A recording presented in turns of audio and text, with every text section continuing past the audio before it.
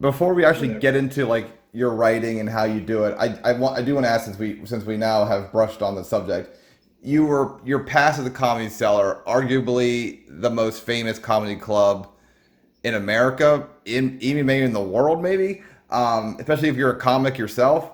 So can you, to us plebes out here like myself, how do you go? Like, how do you even get it? Like, can you walk me through how you even like auditioned, how that worked? What's it like to be in the cellar? Like we always hear about the comics table. Like, are you there and are people like told not to come talk to you guys? Like, can you give us like the behind the scenes of Comedy Cellar? Because it's just a fascinating thing. Honestly, it's different for everybody. Um, so my experience has been a pretty good one, but definitely different from what I would have expected. Um, I, I, the first time I ever performed there, technically, I was on an episode of Louie because Louie saw me at like an alt show, Okay. and um, he was like, "Hey, you were really funny.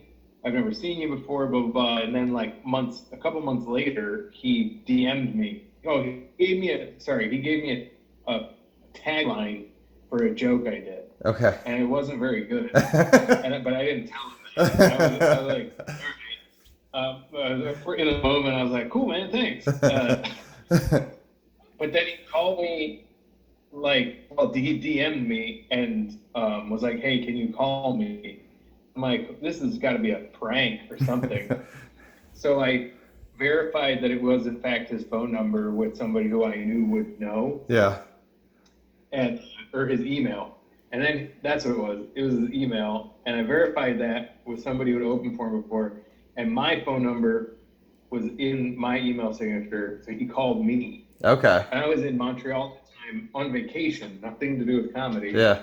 And then he was like, "Hey, did you ever use that tag I gave you?" And I'm like, "Honestly, no." And he's like, "Cool, because I'm using it, and I like wrote a joke in relation to it, kind of."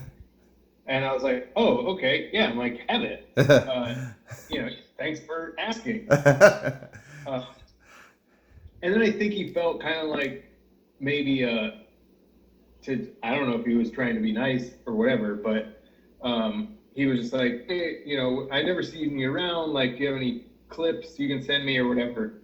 So I sent him a tape, and then I didn't hear anything for a while, and then he emailed me out of the blue a little later, uh,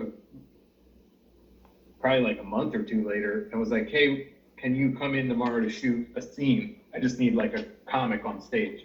Shoot, And I was that's like, "Of awesome. course." So I email my day job, and I'm like, "I'm not coming in the morning, and here's exactly why." And they were like, "Totally fine, do it. Just come in when you're done." And I went, and I just told like two jokes on the Cellar stage for Yeah. a crowd of background people. Yeah. And then I my scene was over, and like Seinfeld was there that day, That's cool. and Louis introduced me to him, and all this. It was like this crazy, like, what the fuck kind of day. And then I ate.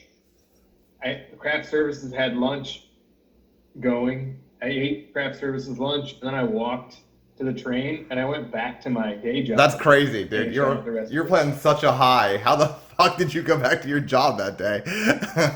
Yeah, I just was like, well, I can't. I know I'm smart. I had been through enough stuff to know at that point that just because you tape something one Yeah. day doesn't, you know what I mean? Like, Yeah.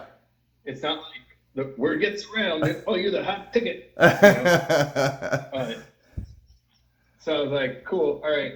And then and then people, I performed at the Cellar for the taping, and then people were like, "Why don't you ask, see if you can get an audition there?"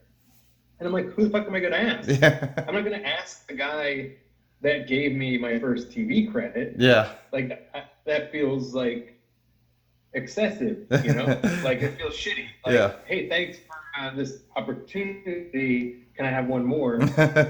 And honestly, I think there's a lot of people that wouldn't have thought twice about that, and that's probably I would probably be a lot farther along and a lot more.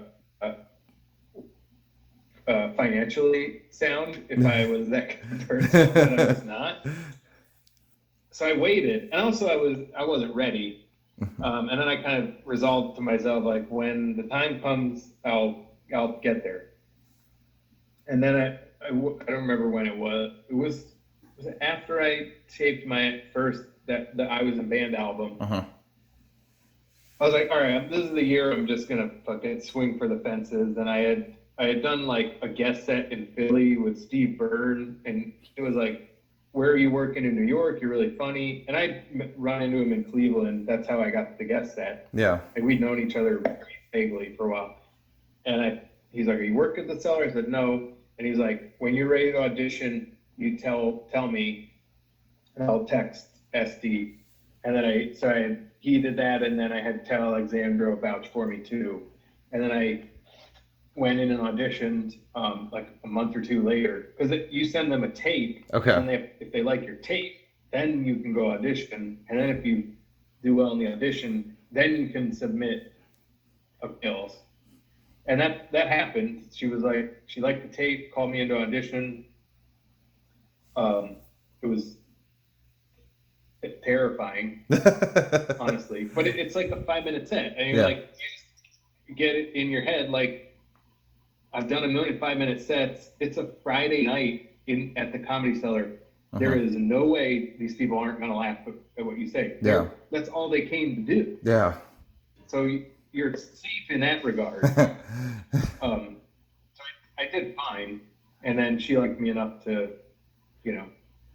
That's awesome. have me submit the fails. But then, then you get a lot of work for a while, and then it dries up, and then it comes back and it dries up. So that's a thing that some people go through and some people don't, where it's like, you might be one of the favorites and you might just not. Yeah. And that was honestly the hardest part, because it's like, you are in, they do, it's great, but it's an easy place to get in your head. Yeah.